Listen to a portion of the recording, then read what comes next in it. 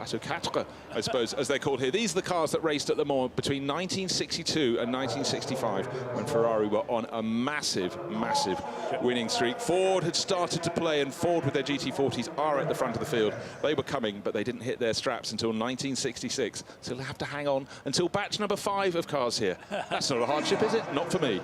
There we have it, a Le Mans start at Le Mans. There's Jackie X, clearly, I think that's Tommaso Gelmini. The road, absolutely right. Perfect way to do it. The cars are off and up the road. It's not always easy, drivers wearing hands devices to squeeze your head down far enough to get your helmet into the car. David Hart's slow getting away in the orange GT40 that was starting from the second position on the grid, but it looks everyone just because they know they don't have to sprint. Of course, the most important thing is they get their harnesses on, get them cinched in as tight as they like to have them. But that's Diogo Ferrao's GT40. Has he got a problem in starting it? If that's a 61 car, just need that marshal to just move slightly to one side. I'm fairly sure it is. Yes, it is. This is the car that won the first race. In the night race, or the early hours of the morning race, good, it's underway, came in home in second place. Do I just dive past them, or do I exert a little bit of caution? Who knows how they're going to decide? They don't. Ever it was thus. That this is no different from how Le Mans would have been in 1966, that you had to be very careful about who you're lapping and who you were being lapped by. But cars now forming up in a very good, tight formation. What a sight, though, Paul. They keep on coming to the very end of the grid. Last one's just coming out of the Porsche curve now. The Ford GT40 at the back of the field. That is surely be coming forward. Through the second of the Ford chicanes comes David Hart with his nose in front. David Hart and Sean Lynn in Tessie, the pale blue and red striped car, should be ahead at the start. That might be a penalty for David Hart there. And if that's the quickest way you could get a penalty, you'd have to say, well, he's let Sean Lynn go past into the lead. But I can't understand why you wouldn't get that right. Anyhow, let's put that behind us. One of the Cobras absolutely flying. Number 70 really making very, very good early moves, trying to keep the Ford GT40s honest. But it's Sean Lynn leading into the opening corner. David Hart back into third place. And everyone else behaving very well indeed so far. But the field still coming through the Ford chicane as the leader is down into the middle of the Forest S's. That is how big the field was. I think that David Hart undoubtedly thought that he could go earlier than he did.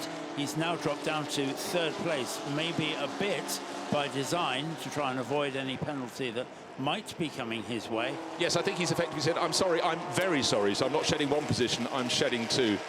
But it's Ford GTs all at the front, and that having said that Roadster was not particularly successful in period, is now up to 5th place in the pale green colour scheme as the cars now go down onto Mulsanne. This would have been a flat-out blast for 4.5 miles. It isn't anymore. We have the two mirror image chicanes, and they're side by side as we come into the first chicane, which is going to be that right flick, and it's the... Well, James Cottingham is pushing very hard, but Sean Lynn still got his nose in front. Diogo Ferrao in third. David Hart's now fallen back to 5th behind the Mercedes Silva Roadster. Best of the rest, wait for it. We've got one more GT40. Best of the rest, though, is Ludovic Caron. You can just see his black, white and green AC Cobra getting out of that first chicane, trying to at least hang on to the last of those 6 GT40s at the front of the race. But the very front of the race, it really is racing. Because here comes James Cottingham, the Scuderia Bear GT40. He often shares with Andrew Smith on the left-hand side of the track, and he's got his nose in front at the arrival of the second chicane. And David Hart in the orange GT40 has moved up from 5th to 4th to up the escape road. You could see his braking was late. He's got to, well, normally you're supposed to go between the tyre walls, but sometimes you go in too far, so he's got some gravel onto the track on the exit of the second chicane. Hopefully it's just a little too far to driver's right to trouble people. Then you move back into the world of the Bizzarrinis, one of the slower GT40s is being pushed harder. Let's have a look at the outbraking. Look at the orange GT40 gap middle between the Roadster in green and the red and white Diogo Ferrao car. Hasn't got enough braking done. It should snake between those barriers. Realises he's still going too fast. Didn't want to risk hitting the second tyre wall.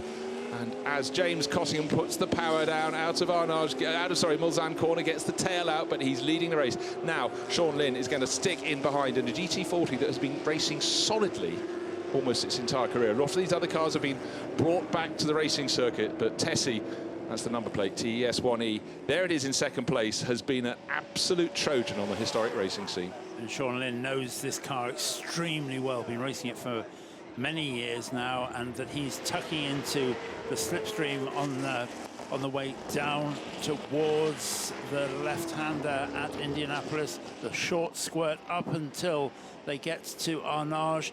We're seeing these very much more as perhaps a modern car from the previous plateau, but nonetheless more power than there is grip, more power than there is aero, and these cars still very much and very obviously a handful to drive, as it's Cottingham from Lynn as they come back towards. Once they've gone through Arnage here, it's kind of, you're on the way home. Oh, look at that four-wheel drift. It needs no words. It needs no words. But one thing, looking at these cars from the period, but some of the second drivers who are taking over and their friends and teammates watching the live streaming on their phones, LeMansClassic.com, in the pit lane. Best way of staying in touch. They want to check how the car's handling, how it's faring, why their teammate has been knocked off the circuit in the worst circumstances. But I must say, this weekend, the quality of the driving has been exceptionally good. The racing has been hard but fair. And at the end, we've seen drivers waved yellow flags at the Porsche curves. And the slow zone. Slow zone at zone 9. That's early in the lap towards Tete Rouge. So the field along here, they won't know there are waved yellow flags up ahead. That little Porsche just at the front of the grouping there, and the 904 tucked in behind. E-Types et al. Snaking up towards about the three-quarter way point around the lap. But those at the front of the field, they would have seen and had to back off as they got into the Porsche curve. So clearly something went wrong, not with our race-leading cars, because there they are still waiting for David Hart to come around in 5th place. There he is in the orange GT40. The best of the AC Cobras in 7th place overall. Ludovic Caron in the best of the Bizzarrini, tucked in behind the second of the Cobras. That's number 70 from Urban, France. Can't see what is causing that slow zone. Nope. But there are waved yellows and the slow zones, but can't see any car offline. And there's nothing in our picture that gives us... Nothing in our picture, nothing in the view out of our commentary position. So waved yellow flags, and Diogo Ferrao needs to plant the pedal. Now he's done it on the start-finish line, which was the conclusion of the slow zone. So it comes through the Ford chicanes by our commentary box. Can't quite see all of them out of the window. We'll get back to you on that one. What we can tell you, of course, it's the Ford GT40s at the front of the field, and Grant Tromans sharing the 6th place GT40 with Richard Meaden. That's the white one with the green stripe you see in the background. This is the battle between the Portuguese racers, Ferrao and Mercedes Silva, up over the top of the hill at the Dunlop curve. But what we have seen is James Cottingham has absolutely lit it up at the front of the field. He wasn't that far ahead of Sean Lynn, 2 and a bit seconds at the start-finish line, but by the time they've come down through this section where we're looking at the 3rd and 4th place cars, he stretched that to, I'd say, 3 or even 4 seconds over Sean Lynn. Pushing it very, very hard indeed. We still have, obviously, 37 minutes left to run of this race, so let's not get too ahead of ourselves, because anything could yet happen. And we are going to see some driver changes as well. That can make a difference. Pit stops can make a difference. So this isn't just a straightforward sprint. It's not just jumping in and driving as fast as you can. That whilst there probably isn't enough room for real tactics, that you can see a lot of different things happening within the race itself. The red GT40 there, hard on the brakes, with that's into the first chicane. Well, wonderful, wonderful drift from Mercedes Silva, but he was hard on the brakes as well, which is a good thing, because he was right up using the slipstream of the 3rd place car. So Diogo Ferrao stays in 3rd for now, but Mercedes Silva pushing him very hard. But the gap between 1st and 2nd is now out to 4. I was right, it had gone out north of 3 seconds. It's now 4 seconds, 4.2 seconds.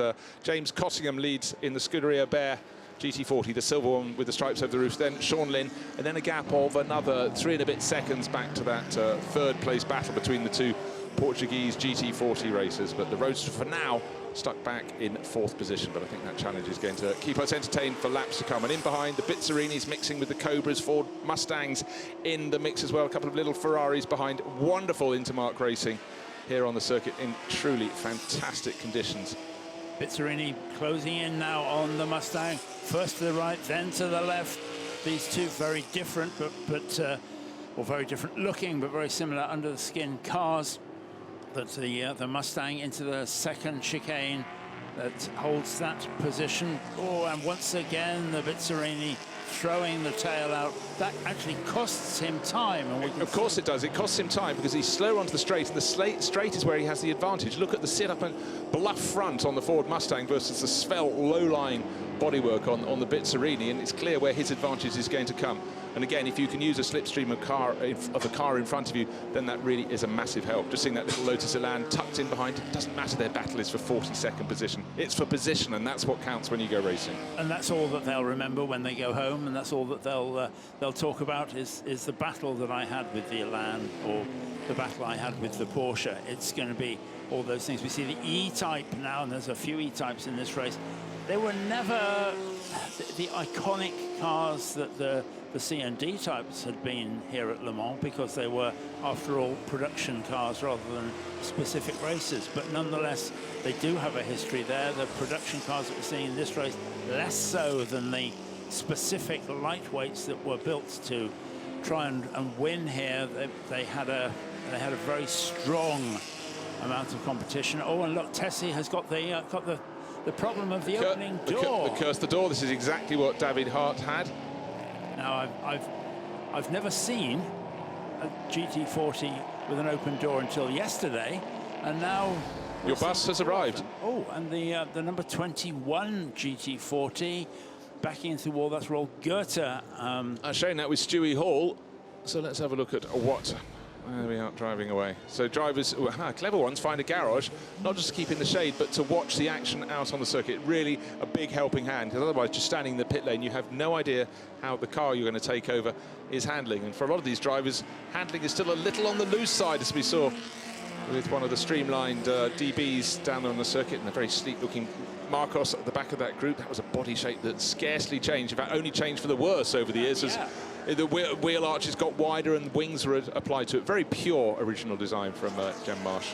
But look at the variation in these. Okay, the Ferrari is as close as you're going to get to a production car in that, but there we have very much a Le Mans racer designed and built for that, in that little Alpine long tail. Yeah, exactly. Long tail, longer, lower than the regular Alpine Renaults that we've known and loved over the years. That, as you say, predominantly hill climb and rally cars, but still so super nimble. And the Marcos, again, very much a low volume sports car that follows it up. There is a problem. Well, obviously we've seen the door problem for Tessie, just coming past our commentary position right now, and leading into the pits. Don't forget, this was the car that started on pole position. Seemed to be a bit of a jump start from the driver alongside David Hart, who immediately handed the place back as they approached the first corner. In fact, handed 2 places back. And let's see how quickly Sean Lynn's crew can come out and get that door fixed. Maybe just a simple slam is enough, but I think if that was the case... Now, would you put a bit of tape onto it? Okay, let's have a look. Replay. Lotus, nimble handling, diving down at Arnage inside the Mustang, pushing it a little bit wide, and the Cobra behind says, I thank you very much, I'll get the power down before you do. So no tape, just simply closing the door. Maybe Sean couldn't quite reach across to grab the handle to pull it shut. Maybe the handle fell off on the inside, and therefore it needed the push from the outside. So with just over half an hour to go, let's see how Sean Lynn can work his way back up the order. He's gone way down onto probably off the bottom of our second timing page, which means outside nearly the top 60 positions. Because he had to come back slowly as well. He couldn't just keep on running at the same speed that he'd done before. This Portuguese battle is now on our screens once again.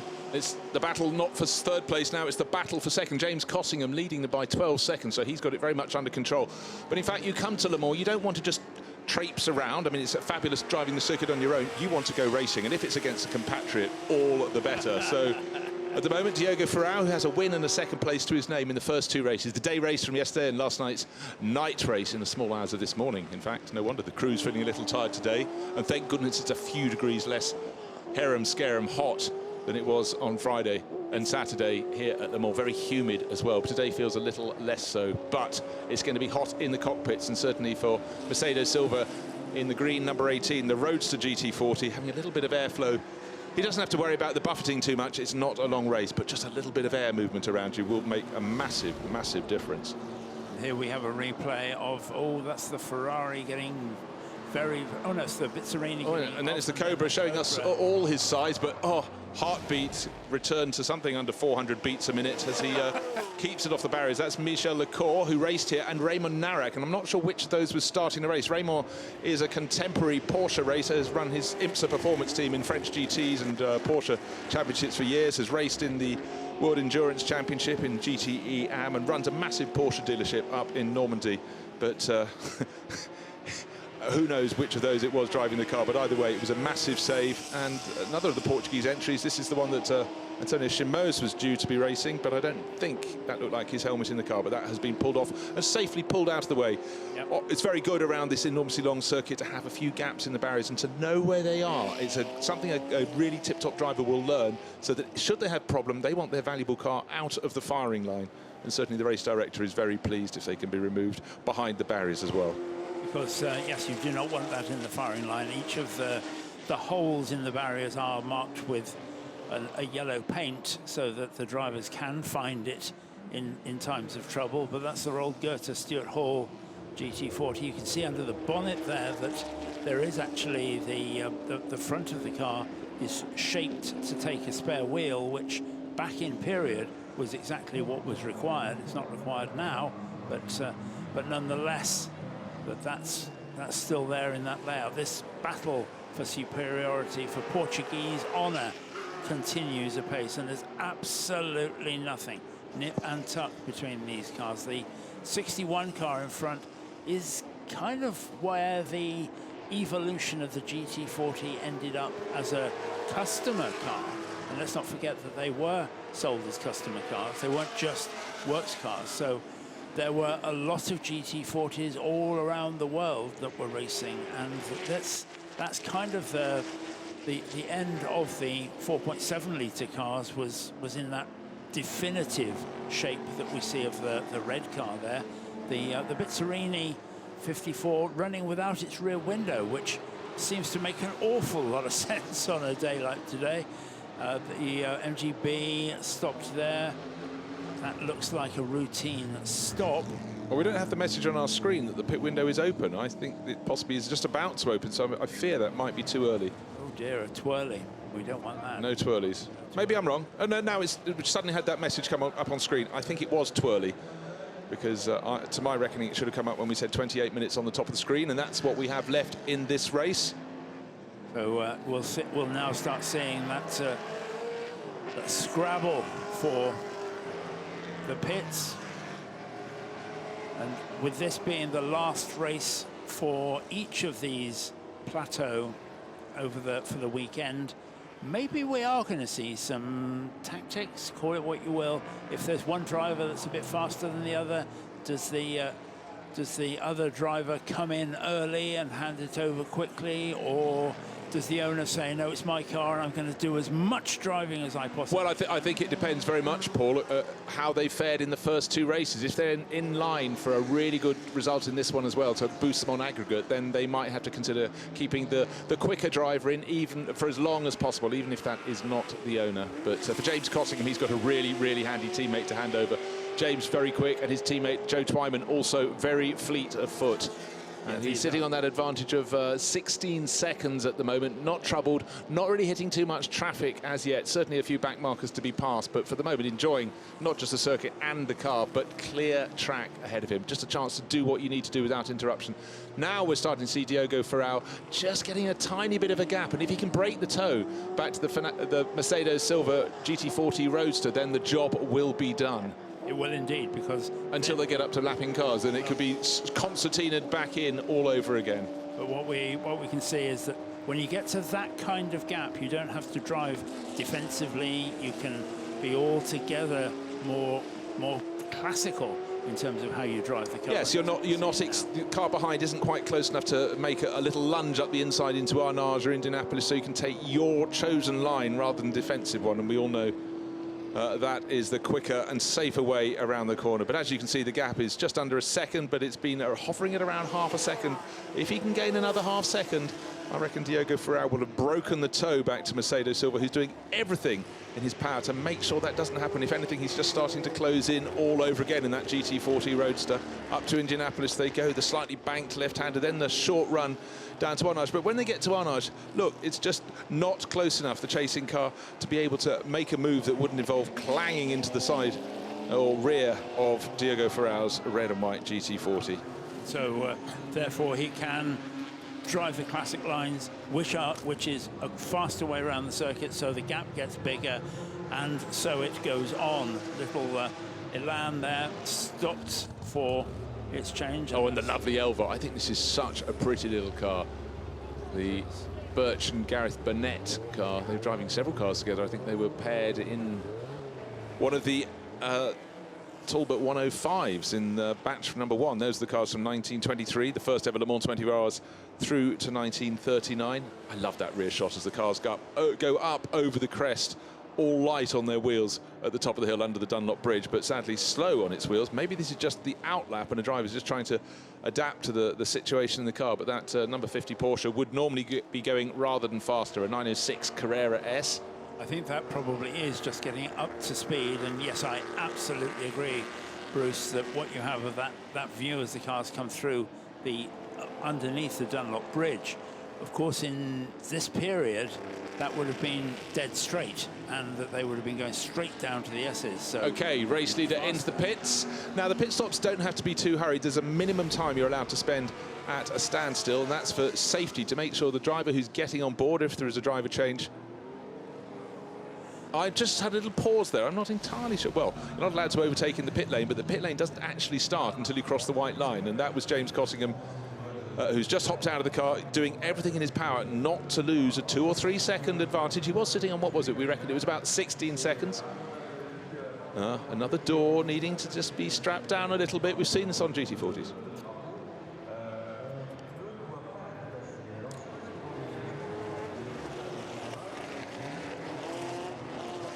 So the new drivers strapped in. That's Joe Twyman going into that car. That the pit stop window now fully open, and there we see the DK Engineering logo on the back of the Cottingham overalls. Scuderia Bear. Oh, a bit of a traffic jam there. Well, that was Ludovic Caron coming in his AC Cobra, and you could see on the roof of the Ford GT40 they had the dome above the driver's head, and that was started by Dan Gurney, so it was the Gurney lump rather than the Gurney flat. But for Joe Twyman, who's a tall driver, that's very essential indeed, so he can actually fit his helmeted head under the roofline. Ford GT40s 40 inches high from ground to top of roof, and that's not enough for drivers over 6 foot. Does that make that a GT43, do you think? Yes, or GT42 plus hair. It's a bit like me, I'm 6'4" plus hair. So Ludovic Caron coming in very close across the nose, but trying to make enough space in a pit lane for 76 cars isn't an easy matter. Good to see the Portuguese battle for what is effectively second place, but is the lead of the race at the moment, because they haven't come into the pits, remains very close indeed. And Mercedes Silva, I think, is driving superbly, because getting that close gives him the slipstream. And that they gives him the slipstream, but then he hasn't got the handling when he goes towards braking. But we were talking just a few minutes ago about how those two cars maybe were getting a bit of gap between the two of them. That is not the case anymore, and maybe that's traffic, but the green car is certainly much closer now than it was. I figure that's probably just a bit of lappery that's made the difference, but those cars are going to have to be pitting very shortly anyway, and that could change things. But we're seeing some excellent driving from the cars being lapped as well, which is really encouraging. Well, in fact, Paul, I wasn't sure if one of the cars had pulled over. That was the number 50 Porsche, the 906 we saw coming very slowly out of the pits. I wasn't sure it pulled over or had actually stopped at the side of the circuit. Okay. But they'd flashed by, but clearly the pace that these cars, the GT40s, are setting at the front of the field, just coming along behind the Elva, is very good indeed. A bit of MGB action in the pit stops, in the pit lane. This Elva will be picked off. That's just had its pit stop. We saw it in the pits. But this battle still goes on, and clearly Diogo Ferrao has got the legs, and it really is a case of hanging. Oh, come on, Elva, stay out of the way. Doing his very best, going right to the outside at Indianapolis. So well done to the driver of that little Elva. Will tuck in behind all over again. So Mercedes Silva could have lost time in that corner, didn't, and is able. Who's handling better at this point? I thought it might be Mercedes Silva, but it seems there's a little more grunt in Diogo Ferrao's regular GT40, and he's able to punch it away out of the corner at Arnage. The pit lane is getting busier and busier, so we're going to be seeing more and more work going on. That's one of the beautiful E-types, very much the classic shape. Yeah, great to see that. So the battle rages on for the lead of the race, but the original leader, James Cottingham, has handed over his GT40 to Joe Twyman and is looking very well set, because these two have a pit stop to owe us. We will see them come into the pits very soon. Who will make the better run out of the pits could change this battle.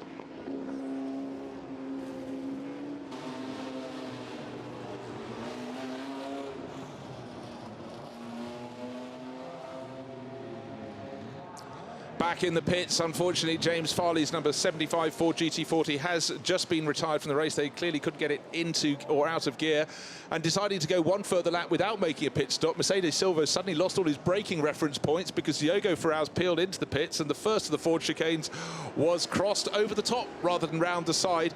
Funny how that can happen. You almost mesmerised by the driver ahead. Where they brake, you brake. No, he's waved his hand saying to his brother, so I don't know if it's Rui in the car or Pedro. Let's have a look. Right out. He's, aha, I'm overtaking you. No, you're not. I'm pulling into the pits, goes Diogo Ferrao. And then, just too late, because he was possibly looking across at Ferrao going up the pit entrance, ran across the first of the Ford chicanes and very wisely found the hard standing rather than the soft gravel standing, and continues on his way. Then he waved to his pit crew. Maybe he's simply saying, I think I'm quicker, I need to do one more lap. I don't think he'll be as quick without that Diogo Ferrao car to pull him around the circuit, but it has been a drive of considerable bravado from Mercedes Silva, just simply to stay in the slipstream and work as hard as he did in the corners. And he's working very, very hard now, because we're seeing the back step out just a little bit there, even as he goes through Tertre Rouge, which again would have been a much tighter cornering period, but onto Mulsanne Straight, and that he is trying to do one of those sort of Formula One style undercuts, isn't he? That he's pushing as hard as he dare while the other car is in the pits.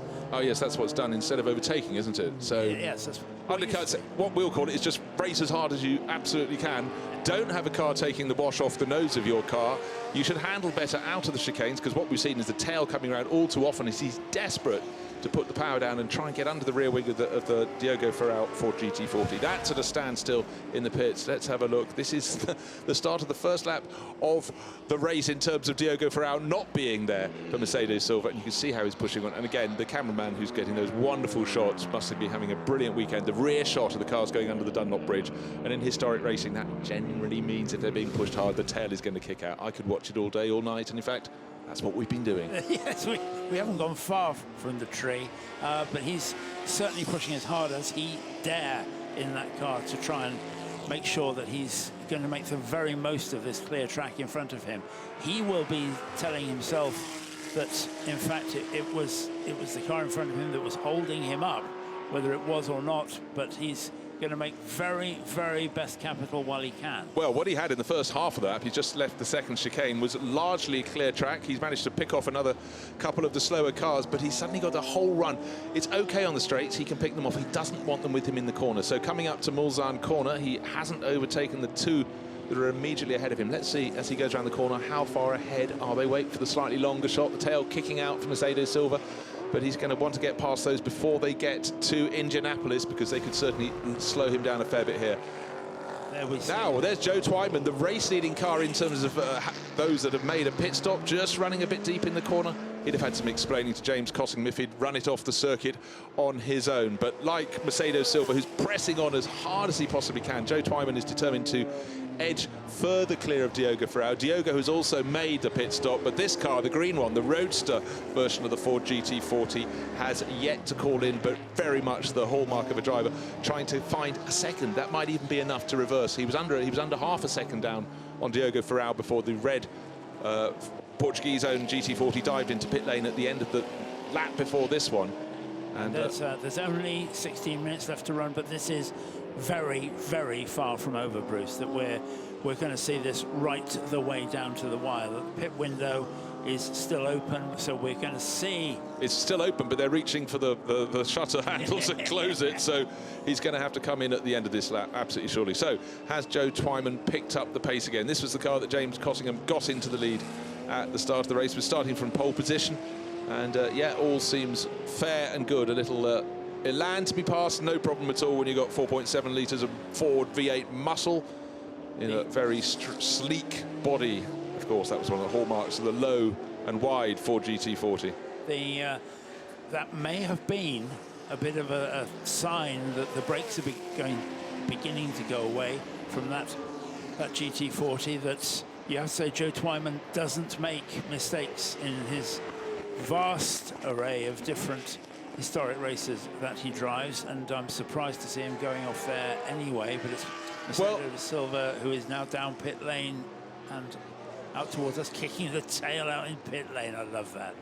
Well, it's not a straight run in, and again, if you want to be fast, you may have to take those risks, but certainly these cars being very, very well driven at the front of the field. And it's also worth stressing, these aren't cars just popping out for a race, a short race on a Sunday afternoon. They raced yesterday, they practiced, they did day practice, night practice, they had a race in the night. So if you have little niggles with these cars, they will be starting to manifest themselves now, particularly as it's getting hotter all over again. So the Mercedes Silva Roadster version of the Ford GT40, I don't think it's going to be a drive.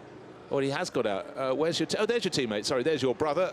So I don't know if it's Rui taking over from Pedro, but it's been driven very hard and very well indeed, and certainly should be heading to the podium. But as we've learnt over the course of many decades, you never say call the podium finishers until really the end of the race. But you'd have to say this has to be in the mix. It was fighting over effectively second place with the compatriot, the fellow Portuguese-driven Ford GT40 of Diogo Ferrao. Had enough of a gap over the fourth place car, the Grant Tromans Richard Meaden version, and but this is the last of the front runners to complete its pit stop, so we'll see whether he comes out in front of the 61 Ford GT40 of Diogo Ferrao or behind. Very handily, they've given him a steering wheel to go out and play. They've tapped it back on as the broader figure of the other Mercedes Silva is strapped in, and here comes what should be the race leader. This is Joe Twyman. He had that little run off the circuit, but the number 64 Ford GT40 should still be at the head of this race. Pit window is now closed, no further visits. Slammed shut. And we've just had a little circulation for the number 68 Lotus Elan, Nick Pink and Chris Fox on the first part of the Ford chicane. They just kicked up a little bit of dust and then back on their way. But actually seeing the Bizzarrini come through from our window here, coming through very gingerly. I don't know whether there might be any oil down there. Yeah, well, possibly.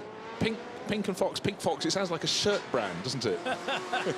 Oh, maybe there's more oil around the circuit, or maybe that's just too much exuberance. Number 78 AC Cobra, round she goes. But that was at the second... Oh dear, it's all happening. The number 62 Porsche has also taken a lemming leap and is stuck in the gravel trap. So quite possibly, right, we've got yellow flags. We've got to see where on the circuit might have a yellow for a whole zone. Certainly not at Tete Rouge. Diogo Ferrao goes through there. But it may be either... oh, and another one. Either that all together now are putting down oil somewhere, or these cars are just getting too hot and too sticky, and the drivers are getting too tired to be able to do anything about it. But certainly to see 3, 4, 5 cars pointing in the wrong direction is very unusual. That particular Porsche... well, it is, but it's also just after the driver change, and so you've often got a driver who's getting into a car, and last time he drove it, he might have been the first one in the circulation, and he had brakes and tyres. He's now getting into the second driver, he or she, and then finding there isn't what they want, and the track's maybe getting a little bit more oily. Oh dear, it's a replay. It's the classic case. I don't think I've got enough. I'll go forward. No, I'll go backward. Oh, good grief, I've gone deep. Yeah, yeah, that's not going anywhere, and we can see now where that is on the way into the Forest S's.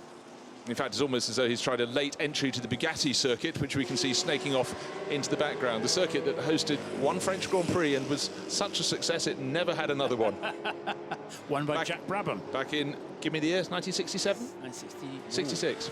You've shaken my confidence. I was going to say 66 with aplomb, but it might have been 67. But it was certainly won by Jack Brabham here.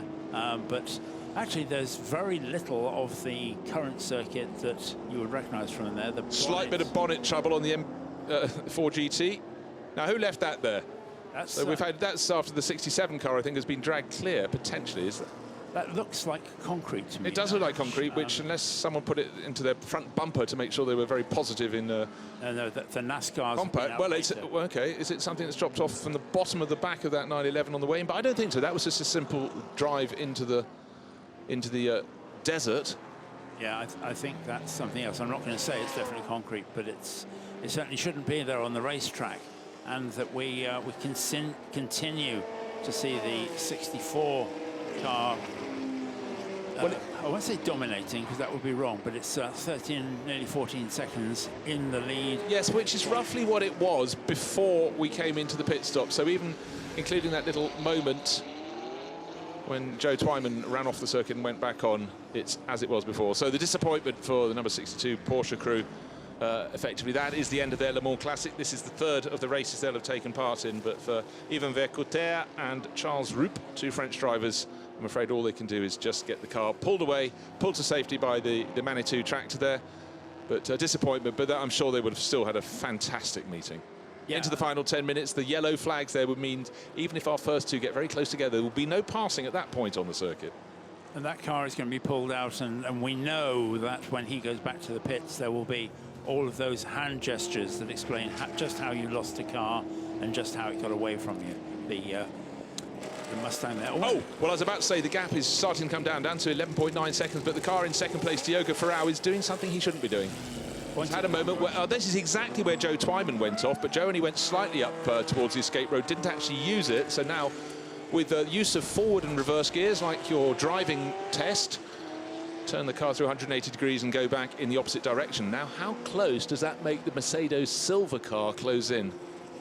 Well, it had lost. Mercedes Silva car seems to have lost time since its pit stop to quite a large margin. The clock, as we can see, is ticking down. We're in the final 10 minutes of the race, in the final 9 minutes until the checkered flag can be proffered. The rescues still continue. Good to see that 62 Porsche has been removed for Vercouter and Roup, but their Le Mans Classic is over until 2020. This event happens every 2 years. It's almost too much fun to have every year.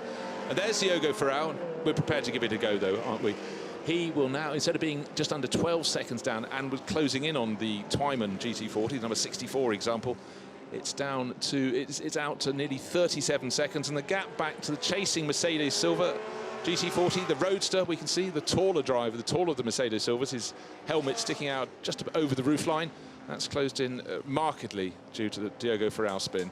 And Diogo Ferrao, perhaps just a nod to history there of heading down towards White House rather than disappearing into the turns. Oh, and the car that was beached down at the bottom back in the race. I didn't think that was going to happen. Well, I only said that's their meeting over for good for number 62, and at the Porsche curves, the Porsche runoff, and there's one of the, is that a Bizzarrini or an ESO? Of course, they had the same body shape, and it's a Bizzarrini 5300 GT, and he's using the outer roads. That's very good, so he wasn't taking any gravel with him, but his heart will be a pitter-pattering a little faster, I feel. Be up there, and because there we see them embarking down the long Mulsanne straight these days. Some would say blighted by the chicanes, but nonetheless, one muff, the 64 car, into the left, right. Now, at this point, Joe Twyman won't know that his advantage has gone out from 12 seconds to what is effectively another 10 or 12 seconds added to that, because by the time he passed the pits, they wouldn't have had a time to put a message onto a board to him, and with the pit wall saying you're not 10, 12 seconds clear, you're 20 and plus. So he should be safe with 7 minutes remaining in this race. No radios or anything in these cars, of course. In period, there was a second signalling pit on the way out of the corner at Mulsanne. To which messages had to be telephoned. Dring, dring, it's for you. Yes, it was when landlines were just that. They were lines that went across the land, and that you would get a message at Mulsanne corner which said pit next time, or whatever it was going to be, because simply with this 8+ miles of circuit that you were getting your messages there not very often. So that there was never any doubt that a GT40 was going to win this race. It was really only a question of which GT40. Well, and certainly Diogo Ferrao and Mercedes Silva just got involved in that wonderful scrap as the 64 car ever further clear. We've seen no further running for the Hall Girtha car. Of course, that GT40 looked beautiful, but sadly it didn't look as good as normal because it was standing in the pit lane with the bonnet up, and we haven't seen it return to the race. And that too should have been in the front end of the field, but up into third place now with a really good charge ahead of Mercedes Silva. I said he was losing speed. Suddenly we got the Grant Tromans Richard Meaden Ford GT40. That was running sixth. That was the last of the posse of GT40s ahead of the best of the AC Cobras at the start of the race, with Ludovic Caron leading that Cobra charge. But it's been driven very well indeed, and is now, well, look, 5 and a bit seconds clear. So didn't just catch the second Mercedes Silva, but has dropped him very quickly indeed. And in fact, last time around was lapping, yeah, 50, well, of course, we had the spin. I was going to say he's 15 seconds faster than Diogo Ferrao, but Diogo did go up the escape road, so probably fairly similar in overall pace. I think that was probably about a 15-second loss of time with the up the wrong route and then back to the circuit for Ferrao. I was just going to say that that probably looks like it's been driven by Richard Meaden, but that's a white crash helmet in there, and his is black. So it is like a very tightly packed checkered flag, isn't it? Oh, heart in mouth. The driver of the number 40 Porsche, but gets it back when any little sudden move could have ended up with a front back rat-a-tat-tat along the guardrail. Yes, and that moment where you go from, oh, this is nasty, to, oh dear, this is very nasty. Grant Tromans, Richard Meaden, Martin O'Connell. I think that's Martin O'Connell. I think it could be Martin O'Connell, certainly being driven with a lot of brio. That said, his lap last time was a 4 minutes 50. Race leading car, Joe Twyman, 4 minutes 39.9. That was an extraordinarily good lap, and every time you looked at Cottingham's car, it seems to have traffic, but if you're hitting it on the straight, it's not a problem, as long as they're not in the way in the corners. And now you can see for the car in third place, the 51 Ford GT40, we think with Martin O'Connell, but he's catching the cars in the corners, so this is going to compromise this lap. He'll still have one lap to go after this, which will be the final lap of the race. He's got to get past that Elva, but that Elva through the corners is very, very pliable, and could actually delay him a fair little bit. But he's okay. It's seen him, it's let him pass. Now one of the E-types has to be passed. But here, race leader James Cottingham should be going on to his final lap, or actually he might squeak. Just said it. I reckon he could almost squeak one more. Oh no, he's a 4:53, not a 3:53. What am I talking about? You're 3 weeks too late. Yes, I am. I'm still lost in time. So over the rise and the crest of the hill under the Dunlop Bridge one more time, and Joe Twyman getting a lovely flow in the race leading Scuderia Bear Ford GT40. I think they have the little bear still in the cockpit. Yep. Certainly had it here a few years ago in one of the support races, the 24 hours, but this car traditionally shared with Andrew Smith, but this weekend with Joe Twyman being driven very well indeed. Again, their last lap of 4:53, so that's good pace. Diogo Ferrao has suddenly started putting in some very quick laps, but it's too little too late. He's 30 seconds down.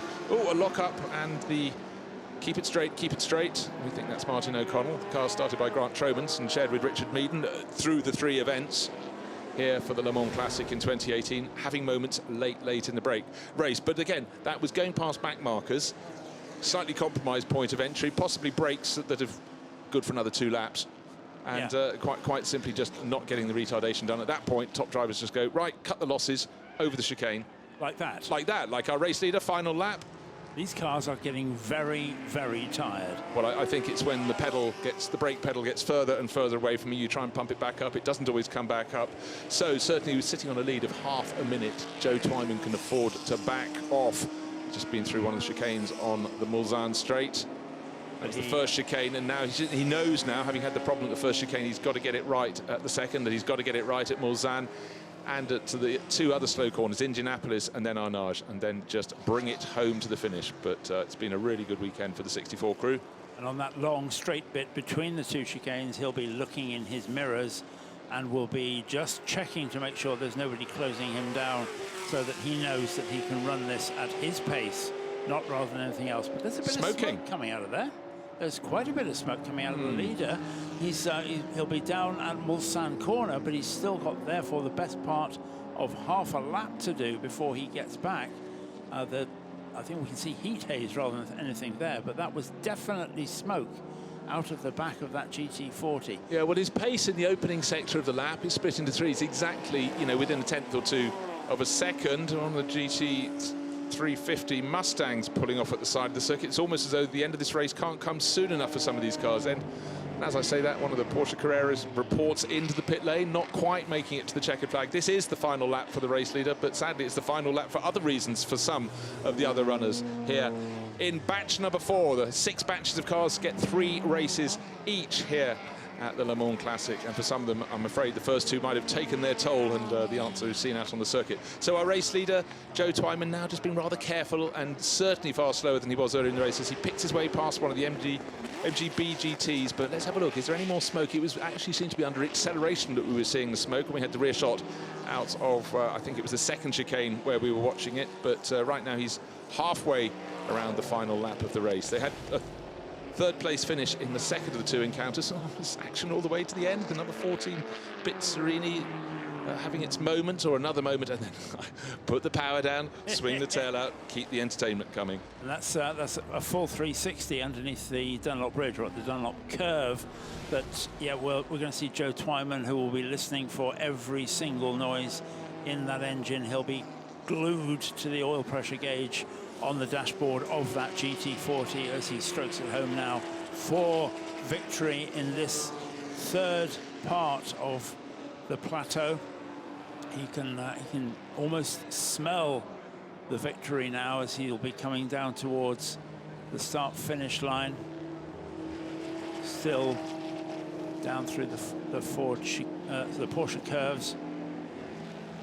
Not something he would have done in period in that car, or that car would have done in period, but nonetheless now coming down towards the Ford chicane.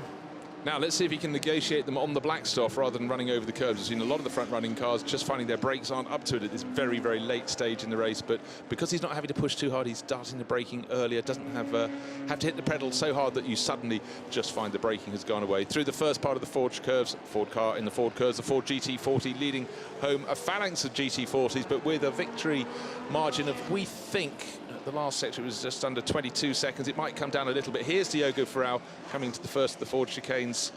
In the car that will finish in second place, it will come down below that time-wise, but Diogo Ferrao particularly will be cursing himself for running off up an escape road as the approach to the Porsche curves. He probably was going to finish second anyhow. Second he is, just under 20 seconds, and third place will be the Tromans Meaden O'Connell Ford GT40, the white one with the green stripe. There it is, with just 1 corner to go, and almost getting it wrong at that point. The brakes have really clearly gone away, and the driver on board of this trio just waggling the wheel, getting it out of the final corner. And I think a lot of these cars are going to be taken back to the paddock. You can imagine them just going and sighing, what have you been doing to me? But of course these were cars that were made to race for the full 24 hours, but it's been a very hot weekend, and shuttling a car between a handful of drivers isn't always the kindest way to treat it. But for James Cottingham and Joe Twyman, what a great result for them. And the best of the chasing pack. Fourth place doesn't go to the Macedo Silva brothers, but it goes to Ludovic Caron, who's charged forward to take that position, the number 7 AC Cobra. In fact, about nearly 10 seconds clear of Mercedes Silva's. So the Mercedes Silva 4 GT Roadster clearly struggling in the latter stages of the race, and perhaps had more advanced brake wear problems than the rival cars. And I think we've seen all of those cars suffering with the heat. They are all 50 years old, so let's not forget that. One thing, as the GT40s come in, we could just see the rear end of Ludovic Caron's 4th place car that has been brilliant results on the track, but we have a thing called performance index, and Ludovic Caron won that in race 1 and in race 2, and you have to presume in race 3 he's done that to get the trinity that will undoubtedly give him overall victory. But I think to finish 4th against a lot of GT40s, we've had a spinner hasn't quite completed his race. When you're sitting in the commentary box or standing in the commentary box and you hear a you think someone just couldn't wait to get one more spin into their event. But I think Ludovic Caron, he's been driving that AC Cobra for a long time.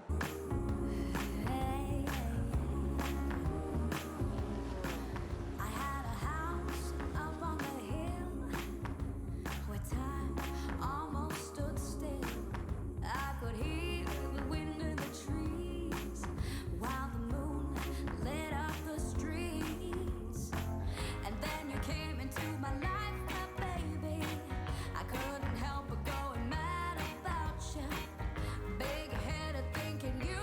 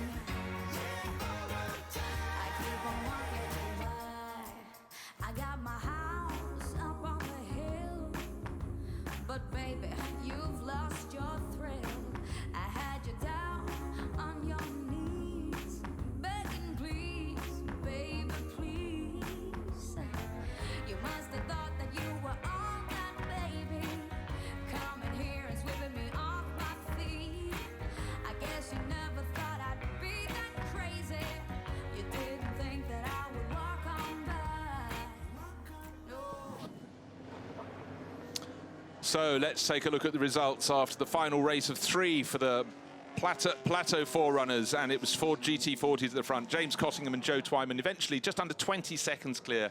Diego Ferrao in second place will be rueing the fact he went up in escape road, but still had enough in hand to come home. At the Grant Tromans, Richard Meaden and Martin O'Connell, Ford GT40. Fourth place overall for Ludovic Caron. Best of the AC Cobras by a large margin, and will also have taken the Index of Performance victory as well. So a fantastic run for the French racer.